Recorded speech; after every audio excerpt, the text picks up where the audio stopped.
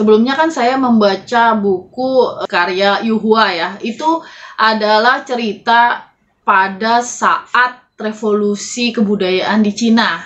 Saya udah sempat bahas buku itu di sini. Dan pada pembahasan buku, saya udah banyak membahas mengenai apa sih revolusi kebudayaan di Cina. Kenapa orang bisa sampai kelaparan sebegitu parahnya sampai makan atau menjual anaknya sendiri, dan mereka beli anak orang untuk mereka makan. Sekitar 1 bulan kemudian setelah saya baca buku itu, saya kemudian menemukan sebuah buku yang ditulis juga oleh Yuhua dan menceritakan juga tentang periode yang sama, tapi beda cerita, beda orang kan tokohnya.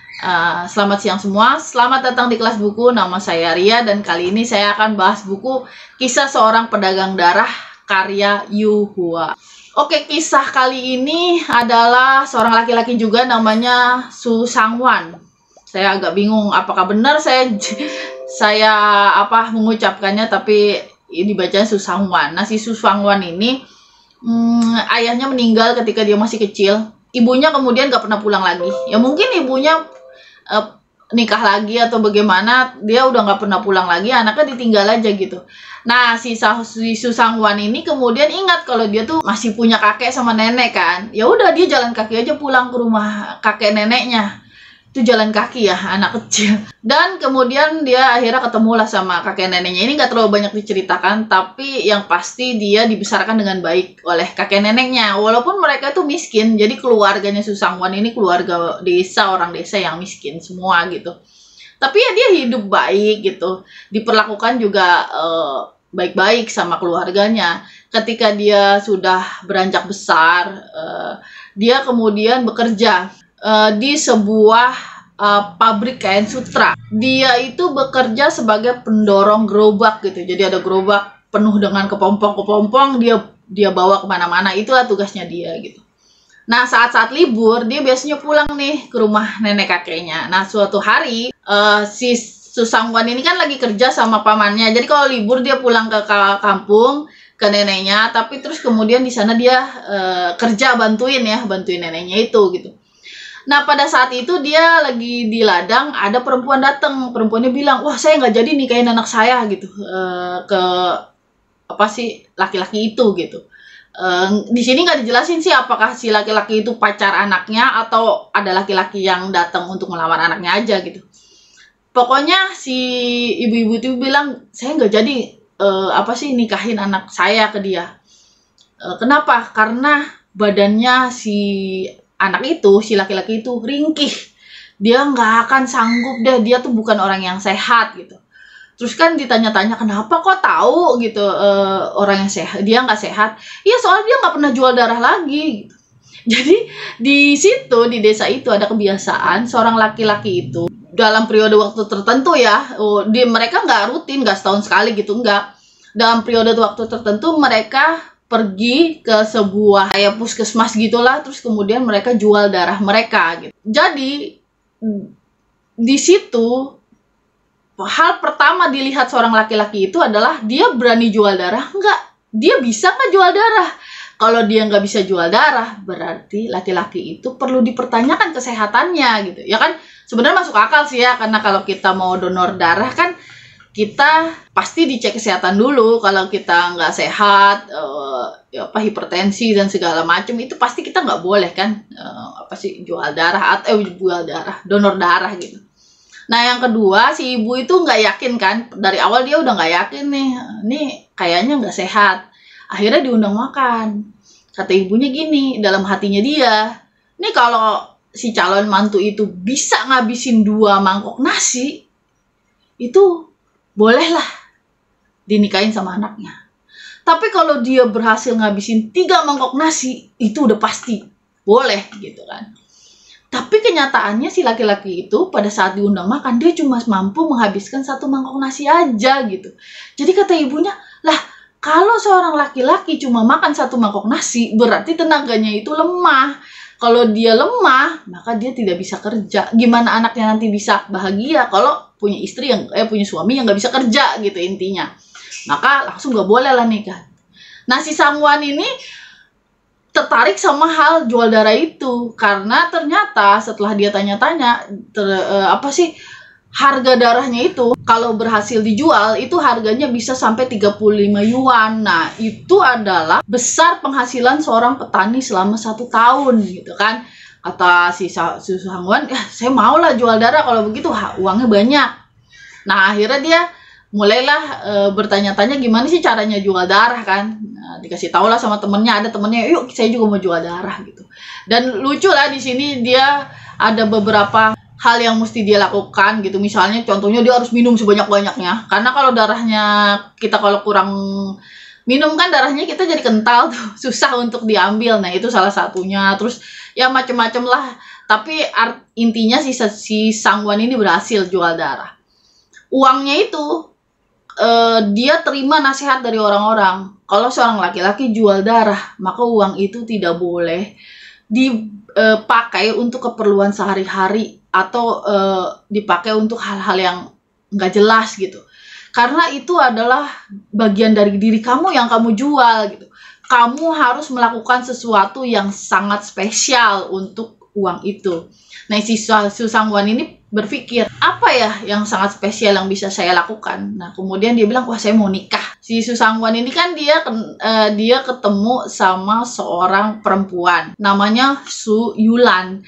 Itu lucunya, perempuan itu sama-sama marganya sama dia Su gitu. Tapi yang saya ambil di sini sih, kalau di Korea itu kan jadi masalah ya.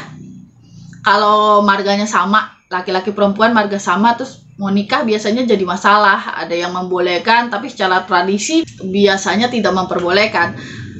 Nah, kalau di sini itu kebalik, justru orang tua perempuan itu senang kalau marga laki-lakinya itu sama gitu. Si Suyulan ini dia itu sebenarnya udah punya pacar gitu. Cuma si Susangwan ini ngerti dia cara deketinnya gimana, dia deketin orang tuanya dan segala macam. Dia bilang bahwa enak loh kalau misalnya nikah sama saya gitu. Jadi kan cucu-cucu kamu tuh marganya tetap Su gitu. Itu kan sama dengan marga kamu. Berarti sama aja menurunkan marga gitu. Jadi menurunkan keturunan. Kalau enggak, apalagi itu anaknya anak perempuan satu-satunya kan. Nah, sesudah itu berarti cucunya nggak akan punya marga yang sama kakeknya. Tapi kalau sama dia, itu marganya nanti sama gitu. Itu salah satunya yang di ini. Sebenarnya ada sih beberapa hal yang dilakukan si Su Sangwan ini. Dan akhirnya si Yulan itu maulah nikah sama dia.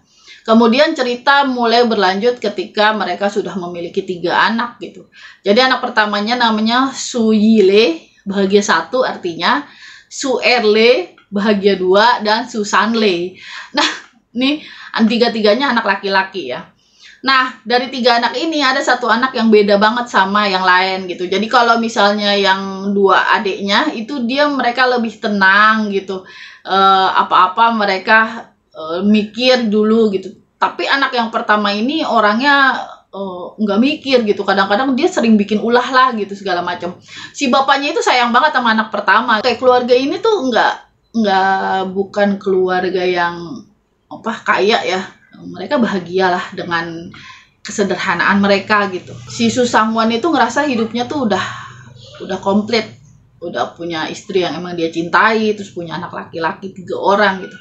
Tapi pada saat mereka lagi bahagia-bahagia gini, tiba-tiba ada rumor yang menyatakan bahwa itu si anak pertamanya itu tuh, si Su Yile, itu bukan anaknya Sangwan, tapi anak dari mantan pacarnya si Yulan gitu. Jadi pada saat mereka menikah, emang mereka menikah langsung ya. Jadi si Yulan itu sebetulnya udah punya pacar kan tadi, tapi kan orang tuanya nggak setuju.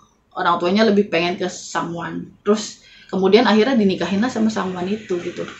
Jadi nggak ada waktu gitu. Makanya bisa dibilang si Su Sangwan ini pun dia mulai terpengaruh lah, mulai berpikir, jangan-jangan anak saya ini, anak pertama ini memang bukan anak saya gitu. Pada saat seperti itu, kemudian negara Cina berubah. Ada revolusi kebudayaan, yaitu ya masa kelam ya, dari negara Cina, di mana di situ para terjadi perubahan besar lah. Kalau ingat dulu saya pernah bahas bahwa pada saat revolusi kebudayaan ini, semua tuan tanah itu kan awalnya dirampas semua hartanya gitu, terus kemudian oleh negara, terus kemudian negara pun merubah sistem, jadi orang-orang itu semuanya harus bertani, mereka harus cepat-cepat bayar hutang ke Rusia ya, ke Uni Soviet waktu itu. Terus kemudian mulailah masa kelaparan yang panjang di Cina. Sama lah ya, sama To Life karya Yu Hua ya. Ini buku juga sama sekali nggak bisa saya letakkan ya. Begitu saya buka, saya baca, terus kemudian langsung, dan itu nggak bisa saya hentikan gitu. Saya terus baca sampai selesai. Untungnya sih bukunya nggak terlalu tebal banget ya. Bukunya ya cuma berapa halaman ini? Cuma 288 halaman sih ya, nggak terlalu tebal. Nah, tapi ada perbedaan lah. Kalau yang To Life itu kan cerita tentang Fugui. Nah, si Fugui itu kan benar-benar orang yang tadinya kaya, tadinya seorang tuan tanah, kemudian jatuh miskin, dan bisa dibilang seluruh kehidupannya dia, apa yang di sekelilingnya dia tuh hancur gitu. Kita melihat gimana mereka kehilangan semuanya, kita melihat gimana mereka bertahan menghadapi kelaparan, terus kemudian anaknya satu-satu meninggal gitu kan. Bahkan sampai ke menantunya juga gitu dan segala macam. Tapi kalau yang di sini ini kita bisa melihat perjuangan hidup yang benar-benar dibilang perjuangan hidup gitu. Si Sangwan itu dari awal kan dia bukan orang kaya, terus kemudian dia membangun hidupnya sama si Yulan, terus kemudian mereka berdua bertahan menghadapi apapun yang terjadi. Di sini banyak cerita-cerita miris. Kalau untuk masalah kelaparan, mungkin karena semua orang kelaparan bisa dibilang sama lah. Cuma yang ini lebih sedih lagi adalah gimana penghakiman dari masyarakat terhadap Yulan gitu. Karena Yulan sendiri pun kalau di buku itu tidak dijelaskan sebenarnya Su Yile ini anak siapa, apa benar bukan anaknya si Sangwan atau bukan. Tapi yang sebenarnya gini, walaupun mungkin suaminya pada akhirnya mau menerima anak itu, tapi masyarakat itu tidak mau menerima. Si Yulan itu mendapatkan berbagai macam hukuman, cacian, dan segala macam dari masyarakat karena dianggap dia adalah perempuan yang tidak punya akhlak, tidak punya moral, dan segala macam. Ya, dan mungkin buat kita, saya aja yang baca tuh bingung, ini suaminya sendiri pun tidak pada akhirnya, walaupun tentu saja mereka sempat bertengkar, tapi kan pada akhirnya nerima. Pada akhirnya bahkan si Sangwan sendiri pun dia berusaha semaksimal mungkin anak pertamanya dia gitu, anak pertamanya yang dia pun gak tahu itu anaknya dia atau bukan, itu sampai dia mati-matian demi anak yang pertama itu gitu, untuk menyelamatkan hidup anak yang pertama itu, kan nanti ceritakan anak itu sakit gitu. Tapi masyarakat beda, masyarakat itu tidak mau gitu, tidak mau menerima bahwa si Yulan ini menurut masyarakat ya dia benar-benar seorang wanita yang bejat gitu. Bahkan ada cerita gimana si Yulan itu harus berdiri, selain harus digundulin sama masyarakat gitu, kadang-kadang dia dipaksa untuk berdiri di pinggir jalan dengan digantungin tulisan gitu, terus kemudian dia harus nunduk selama berjam-jam gitu. Dan yang ironisnya itu semua orang lewat pun harus mengata-ngatai dia. Ketika misalnya sudah malam, dia sudah boleh pulang, dia pulang ke rumah. Dia kan yang mijitin anak-anaknya, yang mijitin suaminya, yang hibur suaminya gitu kan, lucu ya. Jadi sama suaminya nggak ada masalah, tapi masyarakat tuh memperlakukan seperti itu gitu. Di sini Yulan itu adalah tipikal seorang perempuan Asia gitu. Jadi kalau pernah dengar ada istilah tiger mom gitu. Tiger mom itu kan perempuan Asia yang galak terhadap anaknya, kemudian benar-benar ngurusin rumah tangga, termasuk pengelolaan keuangan gitu. Nah, si Yulan ini orang yang seperti itu gitu. Dia itu benar-benar menjaga gimana sih penghasilan suaminya yang emang sedikit itu dia bisa, bahkan dia bisa nabung dengan hal-hal yang unik gitu. Kayak misalnya gini, kita kalau masak beras nih ya, kan misalnya 2 liter sehari. Nah, dari 2 liter itu udah ditaruh nih sama dia 2 liter saat di kuali. Nanti dia ngambil 1 genggam. Ditaruh sama dia di panci nih. Dia punya panci gitu, panci gede. Jadi taruh 1 genggam. Jadi setiap hari dia dari beras itu dia bisa nabung 1 genggam kan. Itu nggak pernah dipakai. Jadi berasnya itu bukan terus kemudian oh kalau beras habis gak usah beli dulu. Enggak, dia taruh aja tuh di tempayan besar. Kalau tempayan udah penuh, dia beli tempayan baru lagi. Dia taruh tuh dari segenggam seperti itu. Kebiasaan Yulan menabung itu yang suaminya nggak tahu, anak-anaknya nggak tahu tentang tabungannya dia. Itu yang kemudian menyelamatkan keluarganya dari kelaparan. Dia udah tahu, dia udah bisa prediksi apa yang terjadi ke depan. Begitu ada berita gagal panen, yang Yulan lakukan adalah dia langsung beli ini ya, jagung ya. Jagung, dia beli jagung. Mumpung harga jagung itu murah. Jadi dia beli jagung banyak, sama dia dibikin tepung, dijemur kering, ditumbuk, dibikin tepung. Itu awalnya masyarakat, ya ngapain sih nih orang beli jagung banyak. Cuma Yulan dia bilang gini, ya mumpung jagung harganya murah, nanti jagung harganya mahal, kata dia. Tapi ngapain kita beli jagung banyak gitu? Kita kan, ya masyarakat Cina kan sama ya sama kita ya, lebih memilih beras untuk makan kan, ngapain beli jagung gitu. Tapi si Yulan itu tahu gitu, pada akhirnya ketika kelaparan semakin parah, dia bisa bikin bubur yang dicampur dengan tepung jagung. Kita tahu kan tepung jagung itu tepung maizena yang kemudian kalau kita bikin apa-apa itu jadi kental kan. Maka bubur yang dibikin si Yulan itu kan jadi lebih kental kan, dan kemudian lebih kenyang keluarganya, lebih tahan lah kenyangnya gitu. Nah, hal-hal yang kecil yang gak diperhatikan sama suaminya itu Yulan Yulan lah yang menanggulangi itu gitu. Terus di sini juga selain kelaparan, terus penghakiman dari masyarakat yang terus menerus. Ini nggak sehari 2 hari ya si Yulan itu digeret keluar, dipukulin, bahkan si Sangwan itu disuruh keluar, disuruh maki-maki istrinya gitu. Ya kemudian dia keluar aja, dia maki-maki aja istrinya gitu kan. Nah, terus yang menarik di sini adalah ini adalah kisah, bisa dibilang kisah keluarga, kisah cinta ya. Rumah tangga yang dibangun sama Sangwan sama Yulan itu adalah rumah tangga yang harmonis, yang keluarga yang bahagia, keluarga yang langgeng gitu sampai akhir. Ya kita tahu kalau dalam kehidupan rumah tangga kan tentu saja itu nggak ada dalam cerita bahwa setelah menikah terus kemudian happy ever after, nggak pernah berantem gitu. Tapi di sini dijelaskan gimana pertikaian mereka, bagaimana cara mereka menghadapi masa-masa sulit. Itu sangat manis ya pada akhirnya. Semua permasalahan mereka bisa tangani gitu berdua, bisa mereka hadapi lah berlima lah sama anak-anaknya semua gitu. Dan bahkan menurut saya ini permasalahan-permasalahan yang cukup berat kan. Misalnya contohnya ya anak pertamanya dianggap bukan anaknya dia gitu, dan istrinya pun tidak bisa untuk membuktikan kepada suaminya kan itu anaknya siapa gitu kan. Terus buku ini udah diadaptasi menjadi film. Tapi kalau To Life itu kan diadaptasi film oleh Cina. Nah, kalau yang ini Pedagang Darah ini diadaptasi film oleh Korea gitu. Jadi dari awal sih menurut saya menarik ya.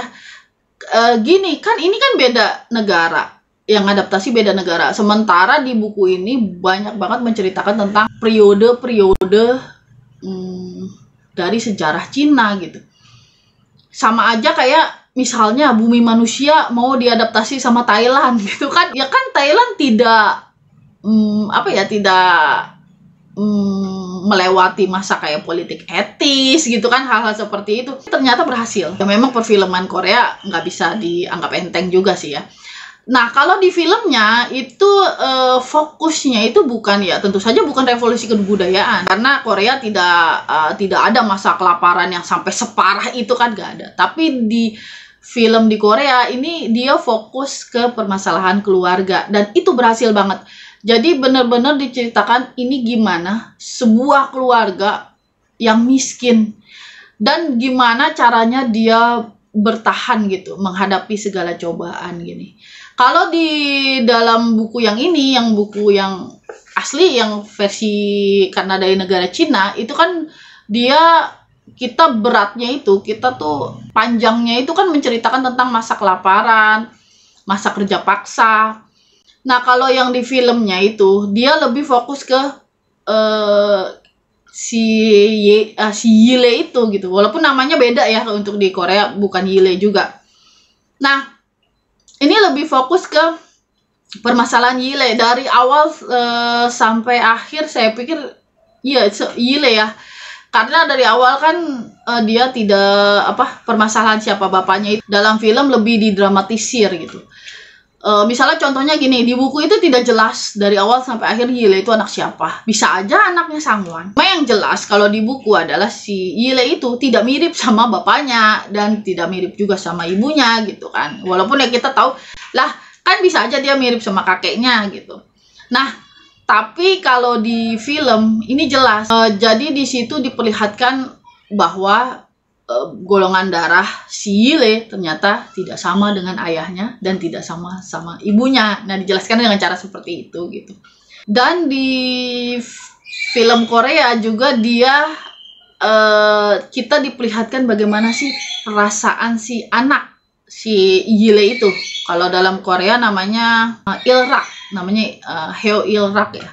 Nah, gimana sih perasaan anak itu? Anak itu kan nggak salah apa-apa. Cuma kalau di buku kan tidak diperlihatkan. Kita fokus ke suami istri. Nah, kalau di yang drama film Korea itu, dia kemudian diceritakan juga gimana perasaan si anak itu gitu. Jadi ini lebih ke hubungannya, kalau yang di buku hubungannya suami dan istri. Kalau yang di film itu hubungannya lebih ke dari ayah ke anak itu. Terus kemudian latar belakangnya juga selain miskin, memang pada saat itu negara Korea itu baru selesai perang Korea. Ya tentu saja setiap negara kalau habis perang kita keadaannya semua sulit. Kalau menurut saya, kalau saya ditanya gitu lebih suka mana? Tentu saja saya lebih, kalau untuk ini saya lebih suka buku. Secara sejarahnya dia lebih banyak lah ngungkapin segala macam gitu, gimana sih perasaan manusia, gimana kehidupan manusia pada masa itu. Di filmnya itu juga bagus, dan filmnya itu kan tidak sama persis ya, itu juga bagus gitu. Jadi kalau misalnya Anda suka baca, sebaiknya baca bukunya. Tapi kalau misalnya Anda tidak terlalu suka baca, nonton filmnya juga bagus kok, walaupun agak berbeda. Oke, sampai di sini pembahasan buku kali ini. Kalau ada yang salah, ditulis aja ya di kolom komentar di bawah akhir kalam. Assalamualaikum warahmatullahi wabarakatuh.